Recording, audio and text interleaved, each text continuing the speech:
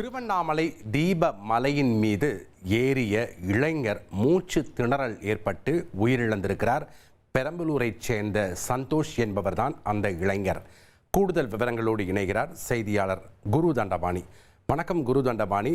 தடையை மீறி அண்ணாமலையார் மலை மீது ஏறிய இளைஞர் உயிரிழந்திருக்கிறார். முழு விவரங்களையும் பதிவு பண்ணுங்கள். திருவண்ணாமலையில் கார்த்திகை தீப திருவிழாவின் முக்கிய நிகழ்வான மகா தீபம் கடந்த 3ஆம் தேதி மாலை 6 மணிக்கு அண்ணாமலையார் மலை உச்சியில் ஏற்றப்பட்டது. இந்நிலையில் அனுதினமும் கார்த்திகை தீப தரிசனத்தை காண பக்தர்கள் திருவண்ணாமலையில் குவிந்து வருகிறார்கள். தொடர்ந்து 11 நாளுக்கு இந்த மலை மீது இந்த கார்த்திகை தீப திருவிழா தீபம் ஏற்றப்படும். இந்நிலையில் இன்று 7ஆம் நாளான இன்று மாலை பெரம்பலூர் மாவட்டம் குன்னம் தாலுகா வேப்பந்தட்டு கிராமத்தை சேர்ந்த 5 நபர்கள், குறிப்பாக உயிரிழந்த சந்தோஷ் உள்ளிட்ட 5 நபர்கள் மலையின் மீது ஏற முயற்சித்துள்ளார்கள். தடையை மீறி ஏற முயற்சித்துள்ளார்கள். அப்போது முளைப்பால் தீர்த்தத்தை அருகே வரும்போது சந்தோஷுக்கு நெஞ்சு வலி ஏற்பட்டுள்ளது.